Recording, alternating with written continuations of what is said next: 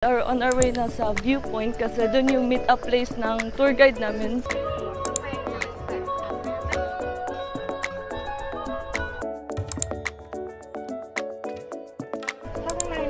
Let's feed the elephant. Let's go! Hi! Hello! Hi! Flamingo sticker rice. Ayan, our smoothie is here. Merong exotic food na dito guys, no? We will buy this one. Wala lang, nabudo lang kami. Bumili kami ng ice na may konting Coke. Hey besties, so we are already here. Ito yung admission fee. Ayan guys, 500 for adults. For child is 250. So meron din silang elephant riding, horse riding, toy costume for rent. 400 baht. As of June, ito yung June 2024. Ito yung prices niya. So, bibili kami. 500 yung entrance. Let's go! Buy ticket here. So, dito tayo bibili ng ticket. Hey besties! Ayan, tapos na kaming bumili ng ticket and we are on our way na sa viewpoint kasi doon yung meet-up place ng tour guide namin. So, it's currently 1:06 and yung start ng tour doon namin is 1:10. So, we are walking now, going there. And amazing kayo guys, like, yung map nila. Parang something, merong English, yan, English. And, merong Filipino guys, amazing. Like, very effort, no? Tingnan nyo. Kinuha namin English at saka Filipino. Ayun, no, may Filipino. Most probably, talaga, marami ding, mga Filipino tourists dito. So, which is amazing kasi may parang ginawan talaga tayo ng parang sa atin talaga kayo. So, usually makikita natin is English, Korean, Chinese, Japanese, diba? Usually, yan talaga yung pinaka-common. So, yeah. Now, we are on the way sa viewpoint. Let's go! So, ayan guys, nandito na kami. Oh, tingnan nyo guys! Hey besties, ayan. So, if ever nag-wear kayo ng sleeveless, so you need to borrow this one. Parang 200 baht yan. Tapos, once na sauli mo na yon, so they will give back naman the 200 baht.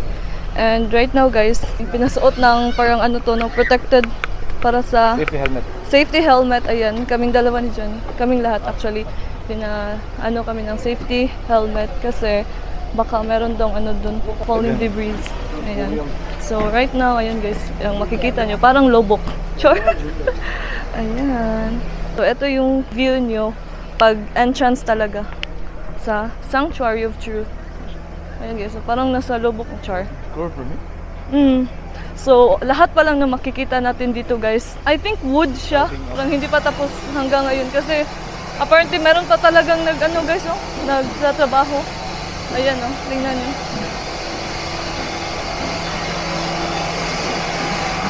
Here, oh.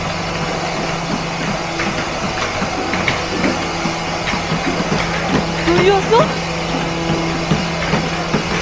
Amazing. Okay, so on the other side, everyone, let me share some example of wood joining. Okay, let's go to everyone. Guys, tingnan nyo. Okay, Wood carving lang lahat na so that yan. you can see as well. Diba? Amazing. Of how in Shalak the museum without nails. So the first one here, so this is the butterfly joint. So this is the technique of how we lock the wall, but for single wall only. So at the back, it is a carving decoration.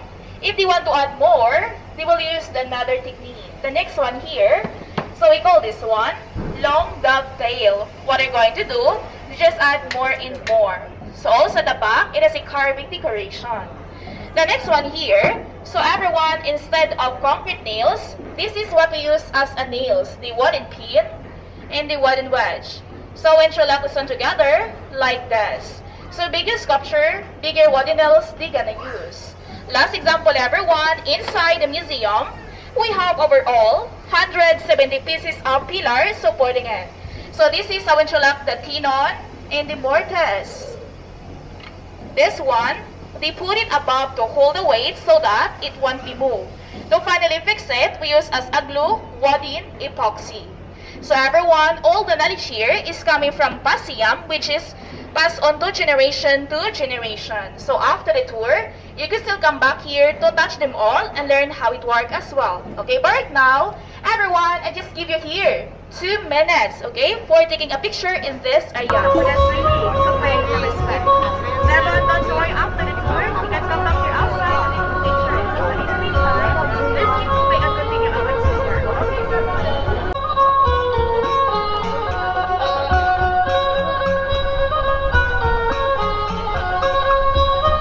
Hey besties, grabe kainit, as in kukuha kami ng free umbrella dito kasi sobrang init. Ayan, you can use this one for free. Ito guys, umbrella na kami kasi sobrang init.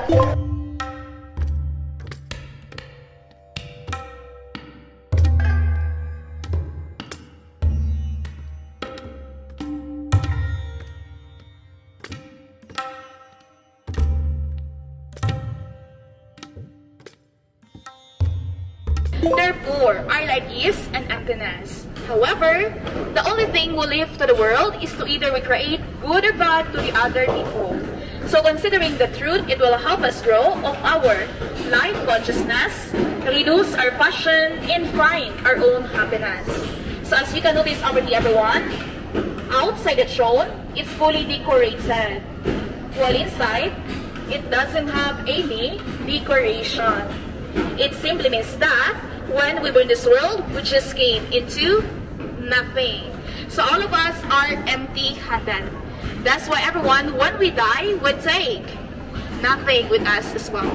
So that reminds us the emptiness of our life. We cannot bring what we have this world when we die. The only thing remain is our good and bad deeds towards to the other people. And the same here with the Buddha, everyone, as you can see, that even though the Buddha, he could not escape the death as well. However, what he did for the world is the philosophy of life that we follow. So after the tour, if you want to have a look to pay respect, you can actually do that. But please don't forget to take off your shoes, slipper, or your sandal. Okay, right now, let's go to the portrait of life. Okay, everyone, let's go next. And weapon, a symbol of our parents who gave us life. They take care of us and teach us how to be a good person. So that sculpture represents the beginning of human life. The ceiling up there, please turn back. So it represents through the universe where we live all together. Down here in your left side, everyone. Okay, over here. So that is Mother Earth, or in Thai they call Metorani. She is symbol of Earth, providing us food and accommodation. In front of us here, this is the symbol of the sun who gave us day and life. Over there in the corner, that is the moon, bring us high and low tide or the level of the sea. And those are the days of the week. So around there you can see it, that is moon, stands for Monday. Hey besties, meron din palang elephant dito guys. Hindi kayo mag-elephant feeding. Ayan guys, with the elephant. Ah! Ano, nakukita na dyan kong elephant. Hey besties, ayan. So, pwede tayo mag-elephant feeding dito. 100 baht lang. Let's feed the elephant. Let's go! Banana for the elephant and for the monkey. Okay. Yes. Thank you. Hi! Hi! Hello!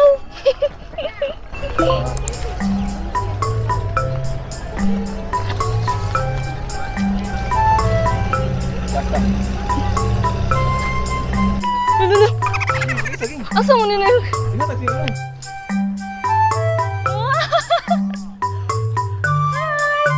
Oh boy!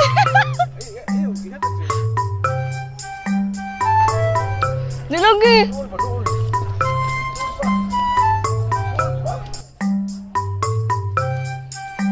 Here! Why you will not accept the saging? Ah, okay.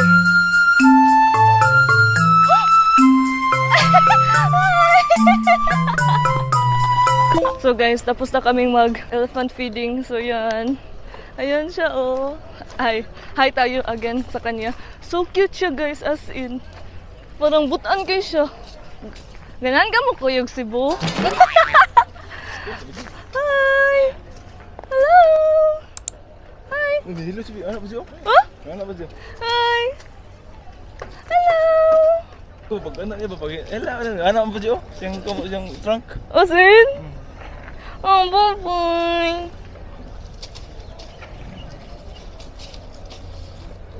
Hey besties, so tapos na kaming mag-tour sa inside ng Sanctuary of Truth and then tapos na rin kaming mag-elephant feeding.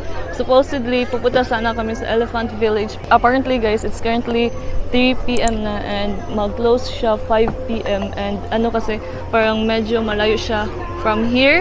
So good thing pwedeng mag-elephant feeding dito. So sulit na rin siya for us. So right now, nag-chill na lang kami. Bumili lang kami ng mango shake and then we are waiting for our shrimp. We are waiting for our shrimp, chips, and fries. So, yan yung parang ano namin. Konting lunch. Cheers! Ano guys, parang so refreshing ng mango shake. So refreshing. Yung init kanina as in grabe. Sobrang ganda nung tour sa Sanctuary of Truth. Like, somewhat life reflection, no? As in guys. So if ever nandito kayo sa Sanctuary of Truth, I highly suggest na makinig talaga kayo dun sa tour guide nyo. Kasi dito guys, meron kayong assigned tour guide. So for us Filipinos, so ano siya, sa English kami nag-join. So kung gusto niyo yung Korean, pwede rin para if ever, yun yung kung naintindihan niyo yung Korean. May English tour, so everyday siya sa English tour. And then, ano siya guys, as in, very, ano siya, life reflection talaga yung nangyari sa amin dito sa Sanctuary of Truth. So, suggest ko sa inyo is makinig kayo, as in. So now, we are waiting for our food, and here's our shake. Cheers! Hey besties, ayan, our food is here. So we ordered fries lang, and then, squid round Chips. Squid round chips. Ayan, so let's eat with our mango shake. This is good evening. It's currently 9:20 p.m. and ano kami guys, nakatulog kami ng bongga tapos nag-freshen up ng konti kasi we are on our way na sa night market, famous night market dito sa Pattaya. No, yung name ng night market is The Prasit Night Market in Pattaya. So yan yung sinuggest ng aming host sa Airbnb. So mag-bolt lang kami. Yan yung sasakyan namin going there kasi mostly guys, yan talaga yung parang basic, no? Na as a tourist, yan yung parang basic na sasakyan nyo here in Pattaya. Medyo mahangin right now kasi parang near lang kami sa dagat. So yan, we are waiting na lang for our rider or for our driver to arrive. See you later, night market! Ayan, nandito na tayo. Welcome to the Prasit Market. Ayan, paras din siyang ano, Chatuchak. Although, pa namin napuntahan yan. So, tomorrow, baka yan yung i-explore namin once nasa Bangkok na kami.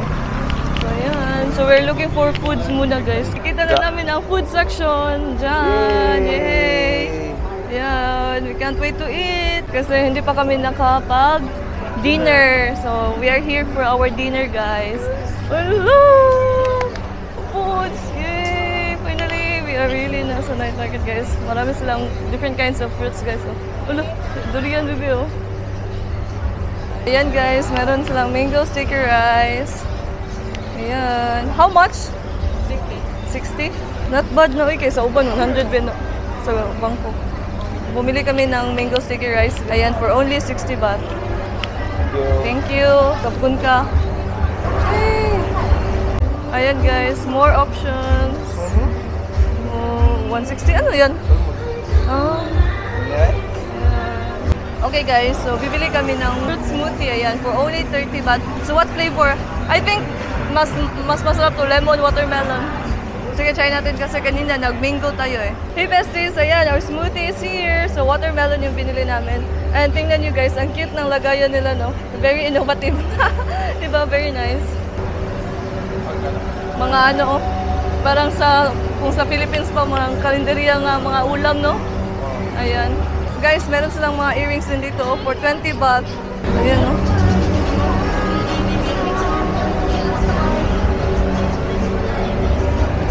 Ayan guys, we are craving some Japanese food. So, eto guys, you have the option to mili kung anong gusto mo. So, each pieces is 5 pesos, right? Yes! Sige, go! It's okay. 5, 10, 15, 20, 25 already. Pwede rason. Kunig, kugingan ni Bing. Kaneng. 30. Ayan guys, finally merong exotic food na dito guys, oh. Ayan. Pero I don't know if ipag-try namin. Ayan guys, oh. Woo! Ew! Scary. Hi guys, we're looking for some pad thai na. Kasi yan yung crave ko ngayon. And meron dun silang ganito guys, oh. Tingnan nyo. Wow. Ayan. Seafoods. Pero hindi tayo maganyan. Guys, yung parang famous na ano nila guys, oh. Na Coke something-ish. So, we will buy this one. Wala lang, nabudo lang kami. For 30 baht. Excuse me, one? Wala. Coke. Ayan. Mga tukong dulce na naman. Coke. Ayan siya. Parang ganun siya ginagawa guys.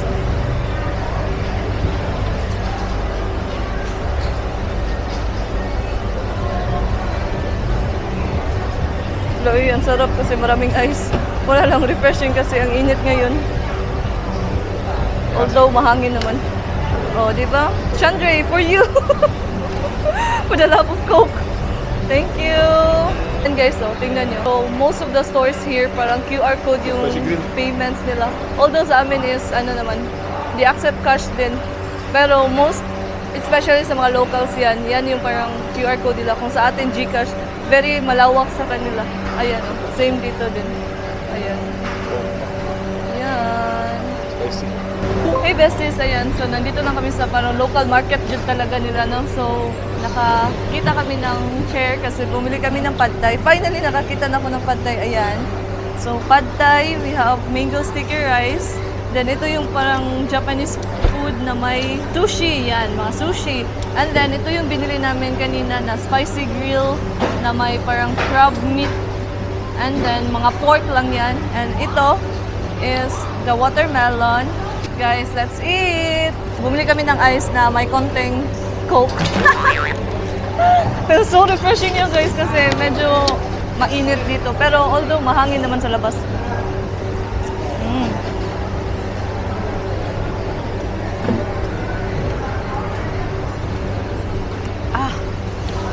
So refreshing.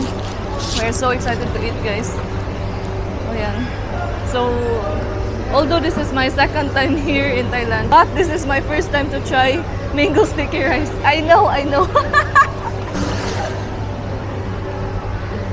I think i-mix na siya. Na kanya. I don't know guys if tama ba itong ginawa namin.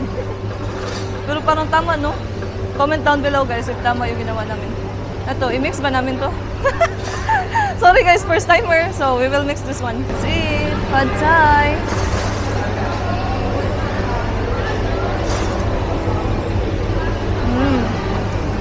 Mami.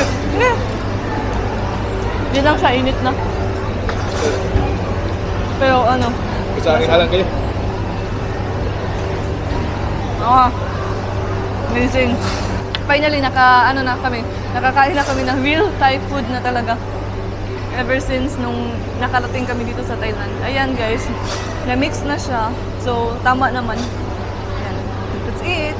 Ito yung meat na binili namin kanina. So, crab meat. Guys, ang hanghang nito. Spicy kasi siya. Spicy grilled pork, no?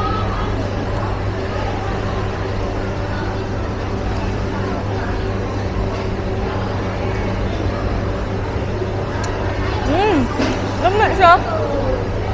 Slight. Halang jud siya giya. Sabi ko joke lang. Puro po.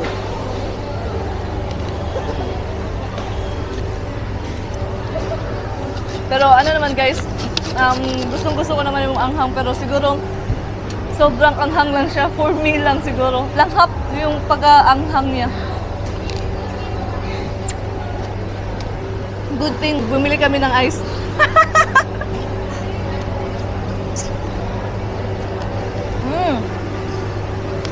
Mabusog ko sa ice ani. And here's our pork.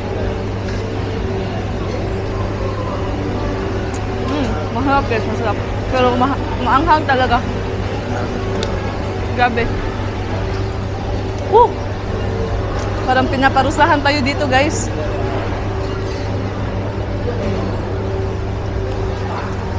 Thank you Lord for the food. Ha? Thank you Lord for the food. Ayan, yung mango sticky rice. Ayan.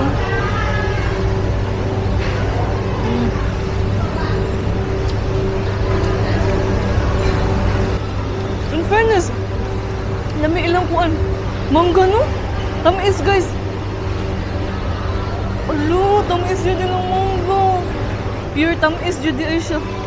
Sa ato kay tamis siya pero may ano siya no, parang may sourness, no? Sweet and sour. Sa mukha eh. Okay, hindi ko pala na-mix yung ano ko. I guess guys, yung lahat na nabayaran namin mga nasa 200 baht. Di ba? Mga 200 baht lang. Tapos parang ang dami no. Parang good for 4 person na nga to. Hey besties! Finally, we just got here sa aming Airbnb. And sobrang haggard guys kasi naglakad lang kami from the night market going to our Airbnb. Siguro mga ano din, mga 2 kilometers din yung nilakad namin. And apparently guys, since gabi na, it's almost 11:01 PM na pala dito. So ayun guys, ano, kami lang yung naglakad pero meron namang mga people sa daan.